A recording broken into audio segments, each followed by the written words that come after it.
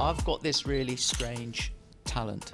I have a strange talent for understanding the human condition. You said you take pictures and you tell stories, but it sounds like you have a bigger job than that. We are living in a time of great division.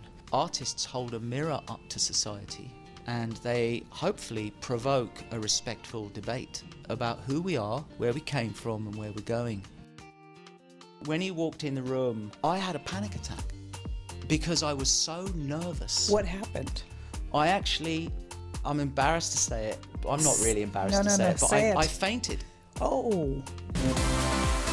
Hey Yetta, you know how much love and respect I have for you? Girl, Ditto. Why do I feel like I'm your best friend? I just met you. You are merging of Oprah and Barbara Walters. There you go. Joining us at the desk today is Emmy Award-winning journalist and anchor. It's Yetta Gibson, everybody. Welcome to this Arizona's Family original, and in this episode we're talking pictures. Who doesn't love pictures? They are worth 1,000 words, some say. And my next guest, who you are about to meet, will say they're worth a lot more than that. His name is Platon, and he is a world-famous portrait photographer who has captured some of history's most famous faces, as you see here, from politicians and dignitaries to actors and humanitarians. Many of them have definitely been on the other side of his lens. So I sat down with him because he made a stop here in Phoenix, and as he says, there is so much more to all of us than meets the eye. Watch. First and foremost, how would you describe your own work? I take pictures, I tell stories. That's it. I mean, I've got this really strange talent. I'm pretty bad at most things, right? But I have a strange talent for understanding the human condition. Okay. Think of it like an old-fashioned radio set. You used to have a dial, and you turn the dial to find your favorite channel. Right. Sometimes it's really clear, crystal clear, and you hear the music beautifully. And then other times there's a lot of static. Okay. Well, people are like that. And my job is to tune into your frequency. And if I can do that, then I can understand you as a human being. I'm always trying to focus more on curiosity rather than judgment. If we can all suspend judgment, at least for a few magical moments when you're with someone, and focus on more curiosity, what can I learn from you? All right, guys.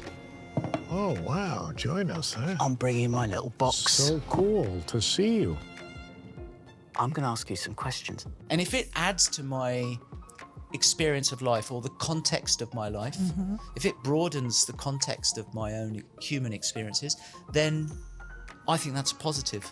And what's crazy is you're talking about it in your craft, in that bubble, and think about if people did that in real life and where we would be now if that were the case. We are living in a time of great division, and there are many powerful forces pulling us all apart from each other. Whether it's social media, it's designed to separate us, to put us into groups. There's two sides of society that I see that gives me great hope.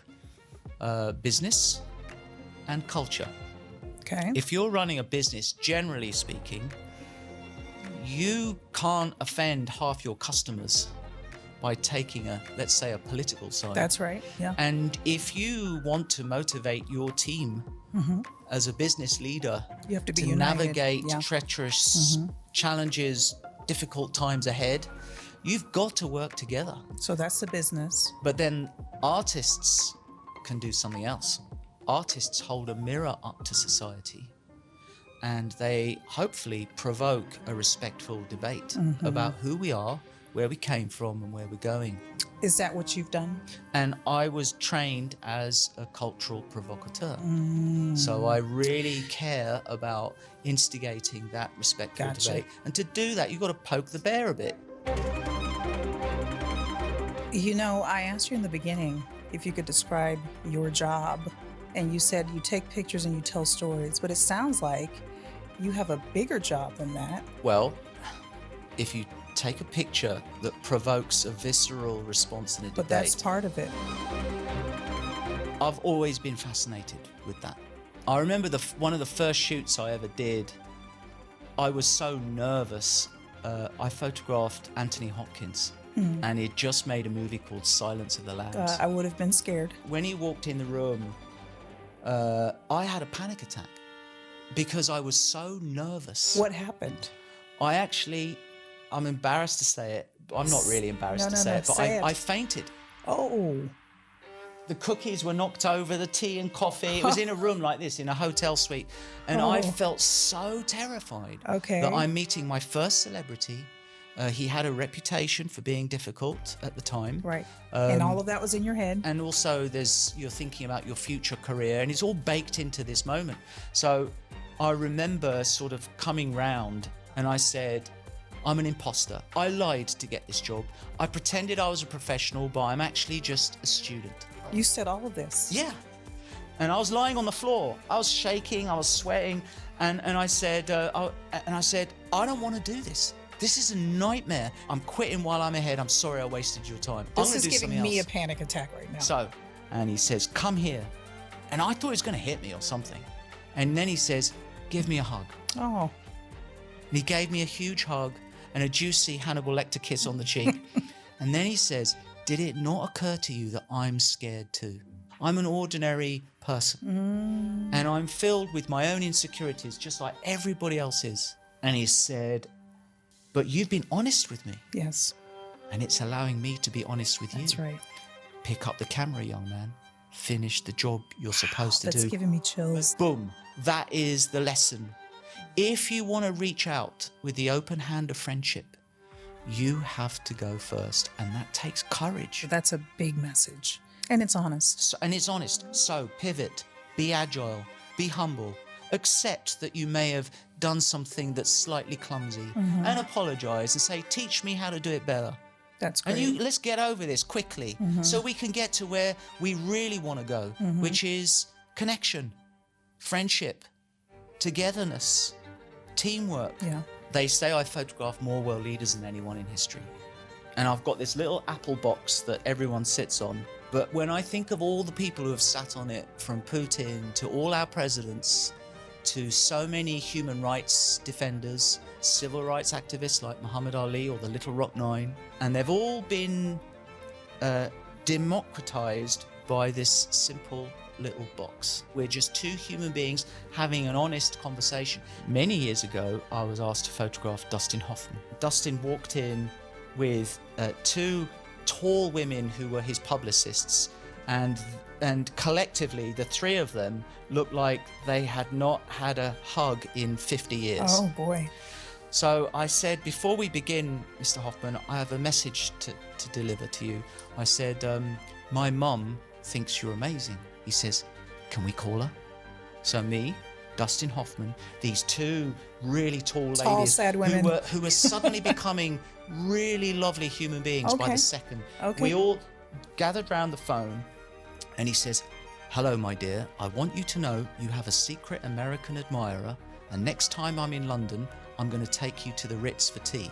And she said, who am I talking to? Who is this strange man? And he said, this is Dustin Hoffman. And she freaked out. Screams. We had a beautiful shoot. It was not difficult. He was the most gracious, kind man. And at the end of the shoot, I said, you don't know this, but my father died a month ago. And tomorrow it's my mum's birthday. And it's the first birthday she's been without my dad in 40 years. Wow. I said, she's going to be distracted by this magic experience. So he gives me a hug. He gets in his limo with his tall ladies, and they drive away. And without me knowing, one of his publicists calls my agent back in New York and gets my mum's address in secret. And the next morning at 8 o'clock in the morning on her birthday, there's a knock at the door. She's like, it better be Dustin again. Better be. So she comes to the door, and it's a man delivering a bouquet of 200 white roses with a card that says, happy birthday from your secret American admirer. Now that is people power. It is. That's not even giving it justice. So people, give me the word again. People power. That's what That's you're like doing. that's a huge. People power person. Are you proud of what you've done? I'm proud of what I'm gonna do Okay. And what's that? next, and it's always like that. Do you know what that is yet? This year it's America's 250th birthday, so it's a chance of reflection. It's a chance to think about who we are and where we're going. And so I've made a film. It's really about the conscience of America. You could say in some cases forgotten people in America who dedicate their lives to bringing joy to the world. Isn't he so interesting? I talked to him for a long time. You just got a little bit of it. Go on my Instagram channels. I can give you more because he was so interesting to me. That film he was talking about, his documentary project is called America Now What? And you can watch it on his YouTube channels. Just look up Platon and you'll find it. He is amazing. Okay, so he had a lot of great stories, as you heard there. A lot of them featured celebrities and his experiences with them. But it got me to thinking about celebrities. You know, I've talked to a lot of them. My bestie here has talked to a lot of them, Simone. He talked about fainting when he met a certain celebrity, which was crazy. I heard that story. But I'm wondering, have you ever come close? Maybe not fainting, but a little bit of a freak out. So we're going to talk about that when we come back. I'm going to have you think about it. Okay. You thinking? I feel like you got a lot I of know, names and in your head. I'm going to drop some tea. We're going to get into that in the chat. We'll be back. Oh my gosh, who? You're going to love it. Okay, I'll wait. All right, let's get into it. Let's get into the chat. We were talking about Platon, that photographer who has photographed pretty much everyone under the sun, has some great stories. Again, I almost talked to him all day. He's got very interesting stuff to say about not just his work, but you know, the interaction that he has with some of these folks.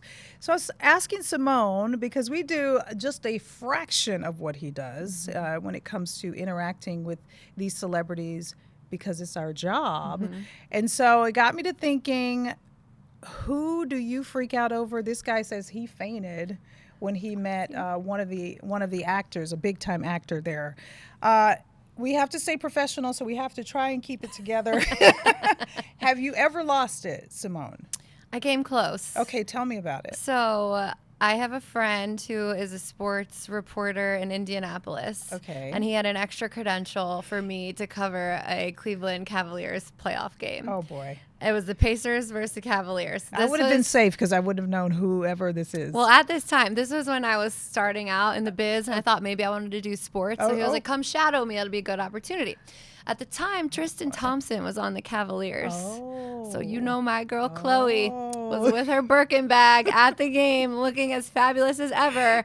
And where the celebrities enter the game, that same tunnel, you know, is where the players come out of, and where the media and the press you were right is. there. I was right there. And what happened? I kept my distance. I had a credential on, so I had to be professional. I kept my distance. I got my little iPhone video, and I just admired her because she is so beautiful. So if she looked over and she'd be like, what's up with that person? Honestly, the biggest takeaway was watching her walk in these like 8-inch stilettos. So you just got mesmerized. You forgot your job for a second. Yeah. And you're like, oh my gosh, that's Khloe Kardashian right there. It took everything in me to stay cool. We talked about this, the producers and I, and J-Lo is one that Amanda, one of my producers, she would just die over. She would just die over J-Lo. And there's a lot of people who would. You know, J-Lo's fabulous. She is a legend. And we talked about in the break Kim Kardashian, speaking of the Kardashians, because, hey, say what you want about Kim. We know how she became famous. We get it. But she owns all of it. She's a business person. She's a businesswoman. Now, before you even ask me, it's hard for me to say who I would die on a hill for, so to speak, because I've interviewed so many people and I go into a zone when I interview people. It's more of a work thing for me than it is the person. I think once I'm done with the questions and we're done, then I'm like, wow, you're you.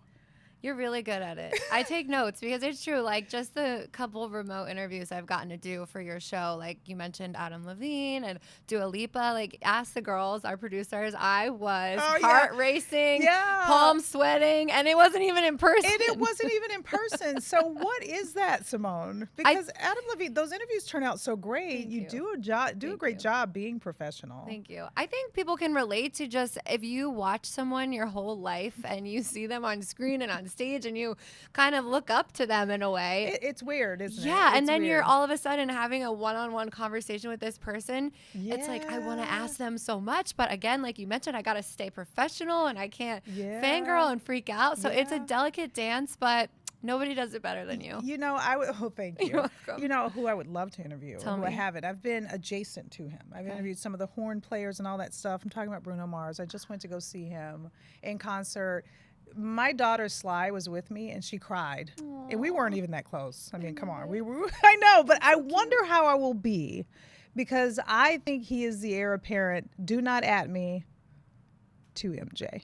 I love it. I love MJ. And I think he's fabulous. I'm a music person, so Bruno Mars is everything. I think I would be okay if I talk to him because there is genuinely so much I want to know about his life and, you know, when he was a little Elvis kid, you know. So anyways. I love that you asked the Jackson brothers about that too. That was such a good question. Yeah, Bruno Mars, they named him as one of them. Chris Brown, it garnered a lot of conversations. I still get a lot of notifications about them saying Chris Brown was the heir apparent to Michael Jackson. But anyways, I just thought I would have this conversation with you because who is that person? People ask me all the time, who's the most cool person you've interviewed? And everybody's cool. But I go into a mode. Work mode. Yeah, and it's for a second I don't even realize it's the person until I'm done. Anyways. All right. Want to talk about dating? I love to. Want to talk about a friend dating your ex? Let's do it. Do you have any experience in this? Not at all. Okay. What about the TV shows that feature stuff like this? You know what we're talking about. Summer House. You know, I don't watch Summer House, so you're going to have to help me with this. But it seems like everybody's talking about the drama on that show. So we're going to, if you're like, well, what are you talking about, Summer House? We're going to catch you up about what we're talking about. But it has everything to do with love triangles and what would you do if you had an ex and then a friend dated the ex. Anyways, we'll get into it when we come back. All right. I'm not letting Simone go. I made her stay because I want to talk about some other stuff. Another topic in the chat today about the latest drama on one of reality TV's biggest shows. It's called Summer House. I have not watched it. What am I doing? I don't know because there's so much drama. The show follows a group of friends in New York City who travel to the Hamptons. Here they are to spend the summer together. The two cast members, Amanda and West, recently announced their relationship. But here's the problem. Amanda is really good friends with Sierra.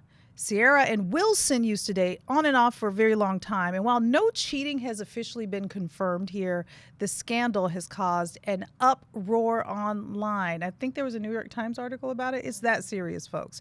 Simone, you have some thoughts about this. Help me through this because this just happens to be one of those crazy reality shows I don't watch. But this is a hot topic right now. The fans are really up in arms about this, and the Bravo universe, they take this really seriously. If you may remember Scandoval, that was the last big scandal. That was from Lisa Vanderpump's show. So this is like Scandoval 2.0 because as you said, Amanda and Sierra, they were besties. And Sierra would complain about her boyfriend Wes to her bestie Amanda all the time and be like, he's a bad guy, he's a bad boyfriend, what do I do? And Amanda, just like what you do with your friends. Totally. You say, this is what my boyfriend did. Oh, he sucks. Yeah, whatever. And Amanda would console her and be there for her as best friends do. Then it comes out, they put on Instagram, a mutual Instagram post, Amanda and Wes. We have an announcement. We are navigating our relationship as more than friends and made this announcement to the world. So now all of the fans of the show are really angry because they're like, how could you do this to your best friend after she was heartbroken over this guy? I got to ask you, I mean, you're in the media, you're in TV. A lot of stuff is done just for the splash of it. Do you think this is real? You know, it's so funny that you asked me that because John J. Van Ness recently asked me the same from thing. The John J. and Rich show. And he always gives good perspective about what goes on in Hollywood. I think that parts of it are real. Okay. I think it might be a little bit fabricated to drive viewership for the show, because what producers wouldn't want to start up and stir up some drama to get the ratings up, you know? It makes sense. So all of this uproar is a slam dunk for the producers. For Andy Cohen, who is making all that money because of the success of Summer House. There's a 3-part reunion happening. Part 1 already aired. We're getting ready for part 2 and part 3. They're milking it. What would you do if this happened? I mean, I haven't watched the show, but I can tell you based on what you just told me, it doesn't even seem like it's a real thing, because come on. Like, if you're doing something like that, would you, and you're on a TV show, would you really go on social media and then post it so that you can get all this angry stuff? But I digress. Yeah. What would you do if this happened? I mean, I've experienced a lot of stuff in my life, but that is one thing I have not experienced, and I hope I never do. But I mean, I think there's only one way to deal with it. But I think a friend who's consoling you about your relationship then goes on to have a relationship with the person that didn't work out with you. Yeah, I think it depends, like, on how close of friends these girls were. Does it depend? If they are best friends, like, I can't imagine your best friend, you know. But if it's like somebody who maybe they were just coworkers and they weren't really friends, it's like it kind of leads you to believe like maybe they viewed their friendship differently. I mean, even coworkers though. Yeah, you work together. Depends. But yeah, Summer House, the drama is hot. The tea is hot, y'all. All right. We'll see what happens. I don't think Wes and Amanda are going to make it. That's your prediction? I don't think it's a forever. Well, you can't start that way. I know. And expect it to go somewhere positive. Yeah. That's what I say. You start the way you finish. Amen to that, sister. All right. Well, thank you. Thank you. I feel old having never watched this Summer you, House. girl. Okay, well, thank you. Simone, thank you. And thank you so much for watching this edition of this Arizona's Family Original. We will see you again real soon. Let's just talk about this. Let's just talk about because this is my racket. This is what I do. So that flag, every time it's come out into a picture, it means something different. It means something very different from Edward Snowden to Muhammad Ali to Pamela Anderson. Right. That's the magic of, if you think about America